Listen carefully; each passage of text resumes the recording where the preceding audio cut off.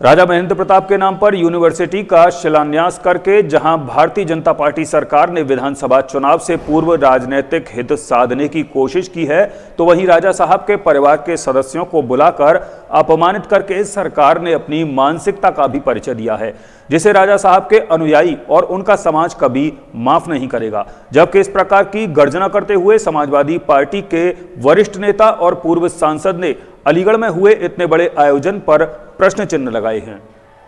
आपको बता दें कि पिछले दिवस डिफेंस कॉरिडोर और राजा महेंद्र प्रताप यूनिवर्सिटी का शिलान्यास करने के लिए प्रधानमंत्री नरेंद्र मोदी अलीगढ़ आए थे, जबकि उनके आगमन के बाद यहां के पूर्व सांसद ने इस आयोजन की सबसे बड़ी खामी गिनाते हुए इसे सरकार की मानसिकता बताया।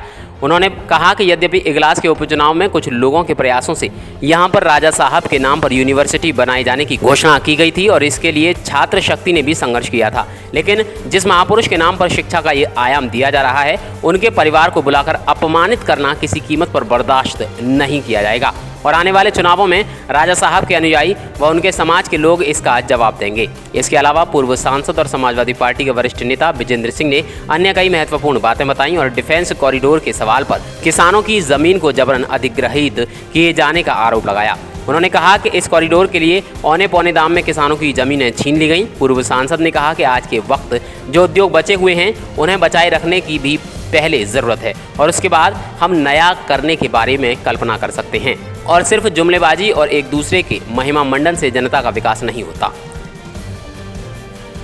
देश की भारत सरकार के मुख्य माननीय प्रधानमंत्री जी, मुख्यमंत्री आदित्यनाथ योगी जी,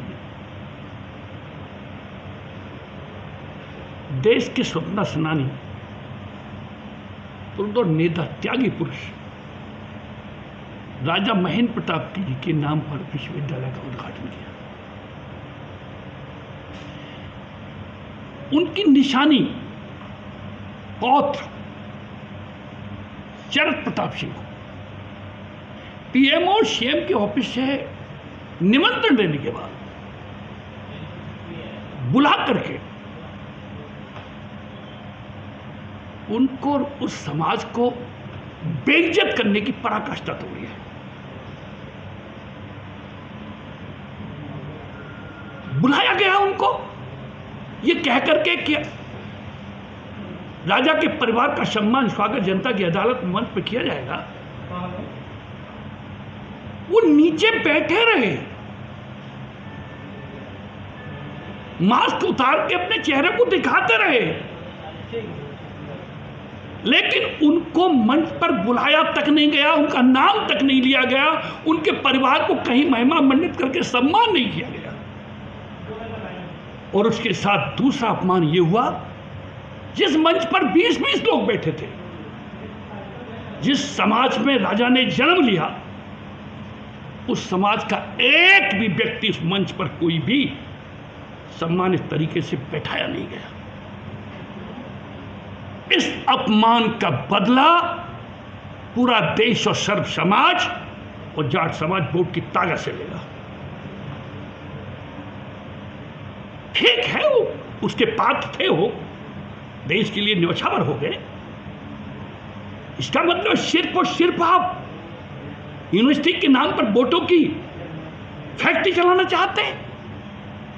आप मुजफ्फरनगर की किसान आंदोलन की रैली से भयभीत हो चुके हैं। आप क्या संदेश देना चाहते थे? और जहां तक यूनिवर्सिटी का सवाल है, मुझे ये कहने में कुछ संकोच नहीं है, इस यूनिवर्सिटी में देश और प्रदेश की सरकारों का कोई योगदान नाम की चीज नहीं है। दलित और पिछड़ों की पट्टों की जमीन को डंडे के दल पर कब्जा कर लिया गया। आगरा विश्वविद्यालय ने भाई भाई के हिस्से की तरह 100 करोड़ का बजट दिया।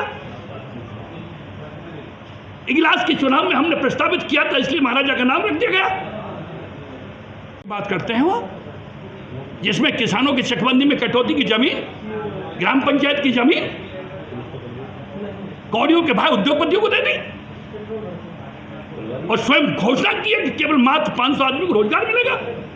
अरबों रुपया खर्च करके मात्र उद्योगपति को लाभ पहुंचाने के लिए आपने डिफेंस कॉरिडोर की हाल लगा रहे हो। अब तो ये इंडस्ट्री तमाम कॉलोनी खाली पड़ी नहीं खुलवाते। तो खाली चुनाव के लिए डिफेंस कॉरिडोर और राजा के नाम का आप ढिढोरा पीट रहे हैं, ये पूरा देश और दुनिया जान गई है। दूसरी बात, मैंने कल बड़े गौर से प्रधानमंत्री जी के भाषण को सुना था, केवल चुनावी भाषण था। प्रदेश के मुख्यमंत्री आदित्यनाथ योगी जी को महामंडित कर रहे थे, वो बार बार घुमा के राजा के कृत्यों को, राजा की कुर्बानी को कैश करने की कोशिश कर रहे थे। इसके अलावा उन्होंने किसानों के लिए कौन सी घोषणा कर दी? अरे फूट डालो, राज करो की अंग्रेजों की नीति को अपनाया उन्होंने। जिन छोटे किसानों की बात कर रहे थे, वो कौन से छोटे किसान हैं? आज तक तो एमएसपी किसी को दे नहीं पाए। 2-2 हजार रुपए देकर के छोटे किसानों को बड़े किसानों के बीच में क्या करना चाहते हो? कौन से गरीबों की बात कर रहे थे? चीनी मिल पर एक शब्द नहीं बोल पाए, न योगी जी बोले न मोदी जी बोले।